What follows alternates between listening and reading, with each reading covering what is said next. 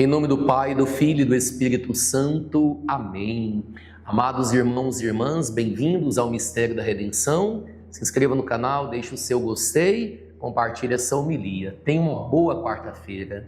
Evangelho de hoje, São Lucas, no capítulo 11, 29 a 32. Naquele tempo, quando as multidões se reuniram em grande quantidade, Jesus começou a dizer: essa geração é uma geração má, ela busca um sinal, mas nenhum sinal lhe será dado a não ser o sinal de Jonas. Com efeito, assim como Jonas foi um sinal para os ninivitas, assim também será o Filho do Homem para essa geração. No dia do julgamento, a rainha do sul se levantará juntamente com os homens dessa geração e os condenará, porque ela veio de uma terra distante para ouvir a sabedoria de Salomão. E aqui está quem é maior do que Salomão. No dia do julgamento, os ninivitas se levantarão juntamente com essa geração e a condenarão, porque eles se converteram quando ouviram a pregação de Jonas. E aqui está quem é maior do que Jonas. Palavra da salvação, glória a vós, Senhor. O Evangelho de hoje, dessa quarta-feira, volta para nós a temática do sinal. Aquela geração má, ela pedia um sinal para Jesus. Só que Jesus, ele diz: nenhum sinal será dado para vocês. E aqui a gente precisa entender, não é que Jesus ele não realiza sinais. Se você pega, por exemplo, o Evangelho de São João, existem vários sinais que são realizados ali.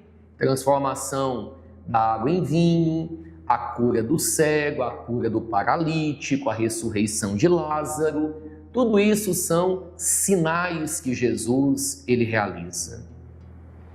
Mas por que ele não realiza para essa geração? Porque eles não estavam interessados em se converter.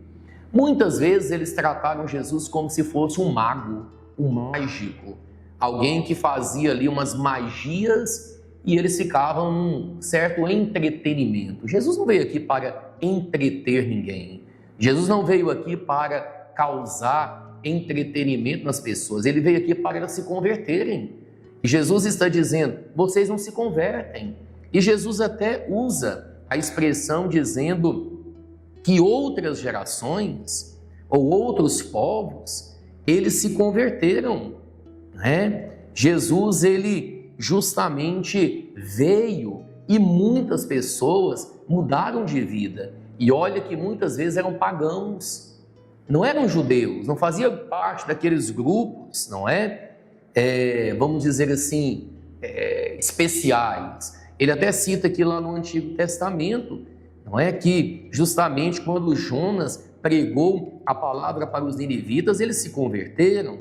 E Jesus é maior do que Jonas, e Jesus é maior do que Salomão, só porque eles ainda ficavam presos aos sinais do Antigo Testamento, ao sinal de Jonas, ao sinal lá de Salomão.